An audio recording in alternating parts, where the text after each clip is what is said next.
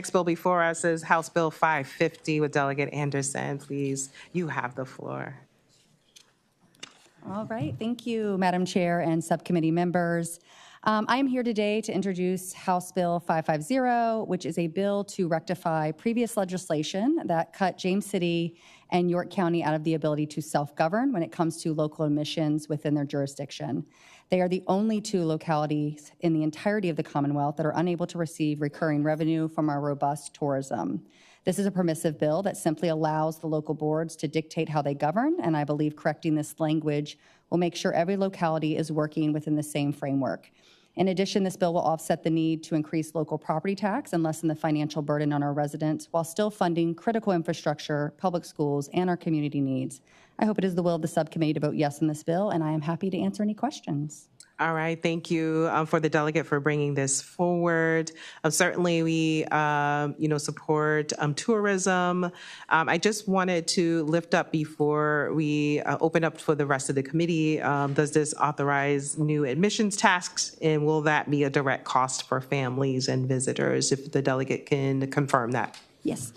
So what this does is allow James City and York County specifically to have the same permissive as every other county and locality within the Commonwealth to decide with their local board if they want to charge an admissions tax. And more or less it is going to impact, in our districts specifically, Busch Gardens and Water Country, which is a large tourist driver, and majority people that are coming there are tourists. So if that admission tax goes into effect, we would see that offsetting actual residents' costs and actually benefiting the localities as a whole. Thank you to the delegate. I would like to open it up for the committee. If you would like to speak, ask questions, or offer a comment, please press your yellow request to speak button. I have first in line is Madam Ubi Chair Watts. Thank you, Madam Chairman. I'm going to phrase my question a little bit differently, having known the history of this.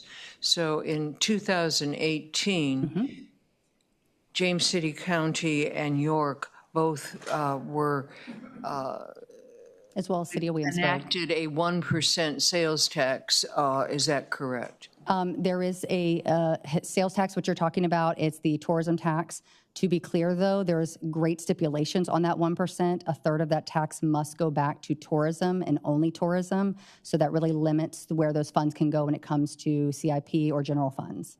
So further clarification, if I may. So the 1% sales tax basically is paid by the residents and whoever's visiting, but all residents there would be paying an additional 1% sales tax. And a major portion of it, though, is going to tourism, not schools or anything else. Correct. None of this money has been going directly to things like education and infrastructure such as that. It's by and large going to CIP, and then the third has to go to the tourism cost. Delegate Watts. If I could, Madam Chair, I'm making a comment, but certainly if there's a response to what I'm saying. Chair Watts. So that as I look at this, what you're asking for, and I'm assuming that James City County and York, in fact, want this, and it would have to be enacted by the Board of Supervisors, et cetera, that what you're looking for is a source of revenue that for the most will to a much greater degree come from outside the county of tourists visiting as paying for admission. When in fact the 1% that then Senator Norman got enacted was something that is paid for by the residents and not really used for the residents' purposes. So what I see is assuming that you all wanted it, and I assume that you wouldn't be here if they didn't want it, is a source of revenue that comes predominantly from outside the county that you can use for general county purposes. So to answer the delegate, Madam Chair, yes, to be clear, these funds are designated to mainly be for tourists that come into the vicinity, that we can generate this recurring revenue and specifically target things like infrastructure, lessen the burden of future increase on property tax, as well as fund our public schools, which we are desperately in need of. Thank you, Madam Chair. Anyone else on the committee has a question? Delegate Keys-Gamarra.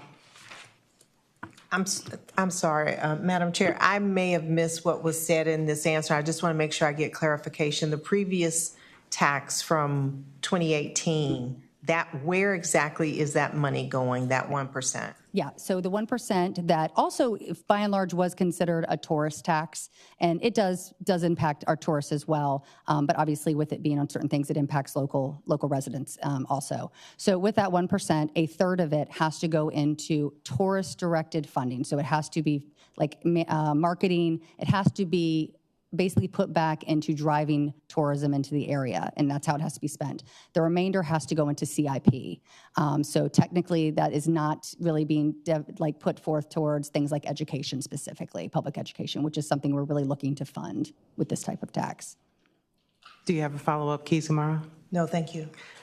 Thank you. Anyone else on the committee has anything to lift? Just wanted to just reiterate, just to confirm with the delegate, just to make sure that I understand correctly.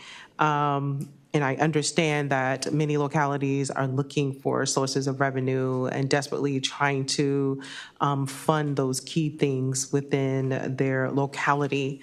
But I just wanted to kind of press on that this would be an additional tourism tax that is imposed by sources outside of the county as opposed to the residents that live in the county. Correct. That is the target audience for this piece of legislation, should the locality have the authority to do so. Thank you, Delegate, for that confirmation. So now I'm going to open it up for anyone in support of House Bill 550. Come forward to the podium.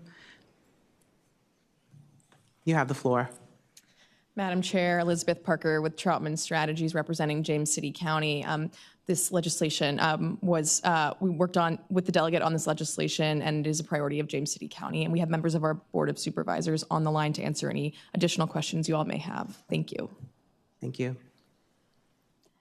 Good afternoon, Madam Chair, members of the subcommittee. I'm Katie Boyle with the Virginia Association of Counties. We've had a long-standing position in support of parity between cities and towns and counties in taxing authority in terms of revenue diversification. We made huge strides in this respect in 2020, thanks to the leadership of Madam Uber Chair. This bill eliminates one sort of idiosyncrasy in the code and places these two counties on par with the other counties that were granted this authority in 2020. So appreciate your consideration. Thank you. Thank you. Is there anyone else in the room who is opposed to House Bill 550? Please come forward. Good afternoon, Madam Chair, members of the subcommittee. Tommy Herbert, representing the Virginia Restaurant, Lodging, and Travel Association. On behalf of our members, we do oppose the bill.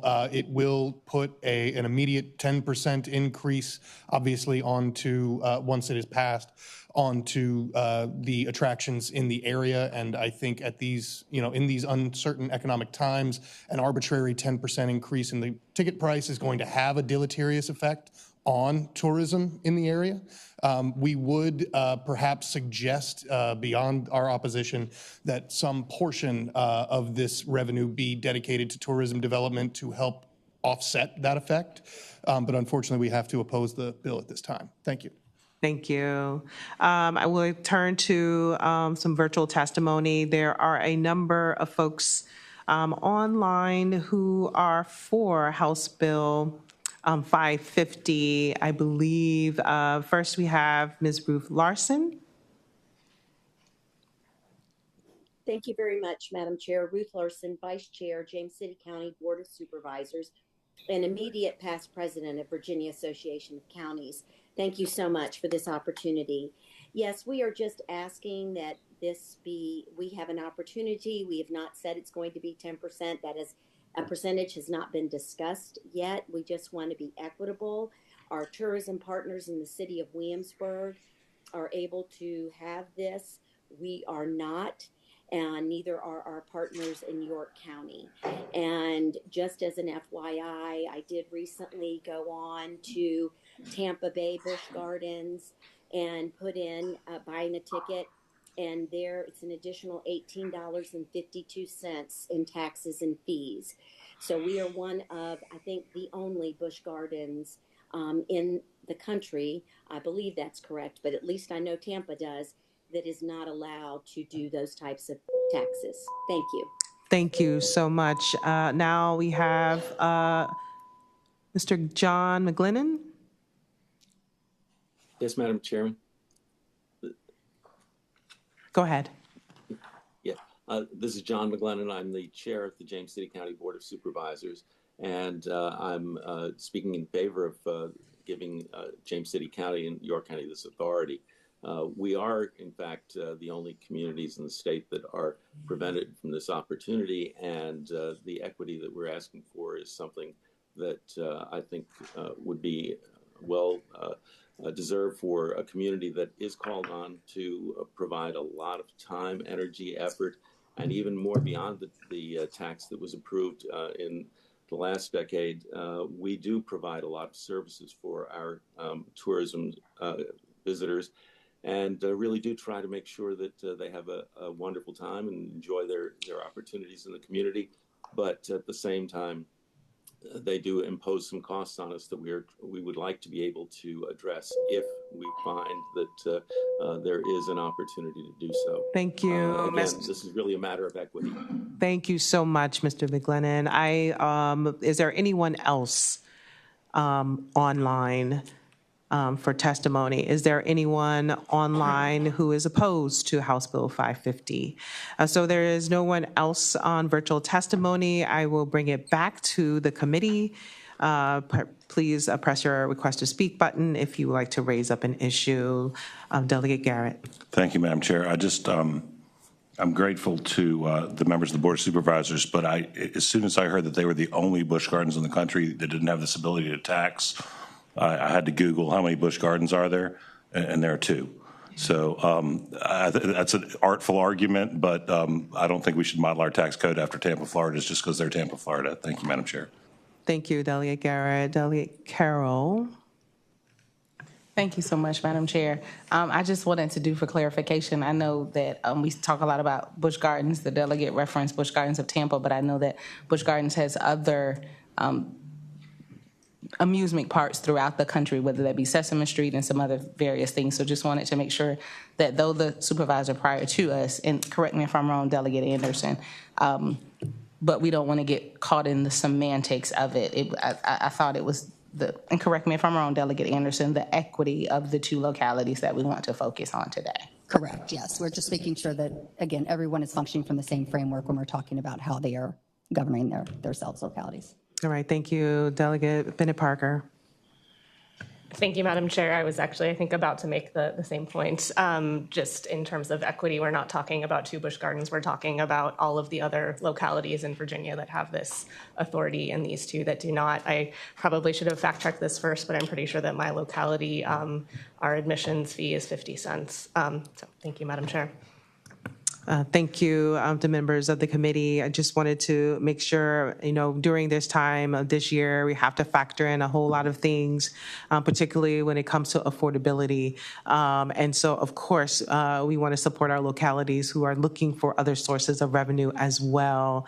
I still see questions for members of the committee. So I have Delegate Cole. Delegate Anderson, do you? Delegate Cole, address the chair, please. Thanks. Oh, I'm sorry. Madam Chair, a question for the patron. Yes. Do you know whether, so Kings Dominion is in Caroline County, my district. Do you know whether, I don't know whether Kings Dominion has the authority or whether they Madam Chair, they do have the authority to charge a tax in that county. Thank you, Delegate Cole. Delegate Watts.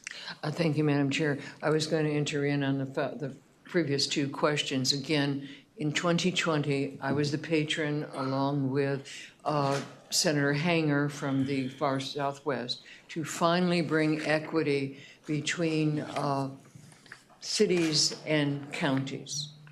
For the last century, cities have had basically unbridled authority in these areas of taxation, whereas counties up until 2020 were barred, usually without referendum, or were barred from certain taxations. So 2020 made essentially counties and cities the same. There were some compromises, ceilings on what counties could do, whereas cities, for example, there was no ceiling on the meals tax, whereas for counties, there is a ceiling on the meals tax. But all jurisdictions were treated the same, except for James City County and York, and that was because of the then senator who had agreed 2 years earlier not to raise any other taxes when he got the 1% additional sales tax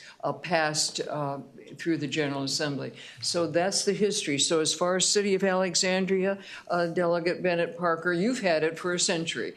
And as far as all of the other counties, it's only been since 2020 that counties have begun doing this. Final comment, editorial, 6 of our largest jurisdictions are counties.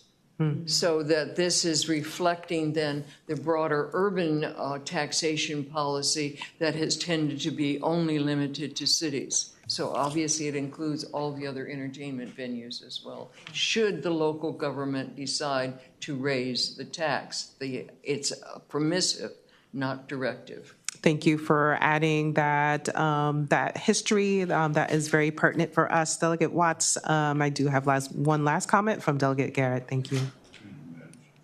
Thank you, Madam. It's probably been better if I left my microphone off. I am running the risk, Madam Chair, of falling into the trap of everything you read on the internet is true. But according to the internet, Caroline County does not have an admissions tax. I'm not sure, and I'm not calling anybody a liar. Okay. Yeah, they don't have it. Madam Chair, I just want to correct. They have the ability to levy the tax up to 10%, which is something that we here in James City County and York County do not. Thank you for that clarification. This is a local option. It is permissive in nature. Confirm that, Delegate Anderson? Yes, Madam Chair. Okay, thank you. So now that we have, I will allow you to have last words, Delegate Anderson.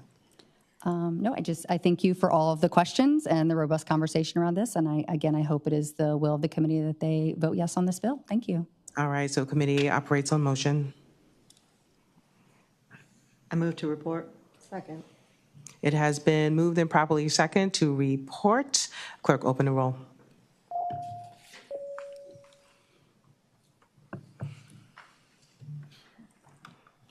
Clerk, close the roll. HB550 reports on a vote from 7 to 3. Thank you, Delegate Anderson. Thank you so much.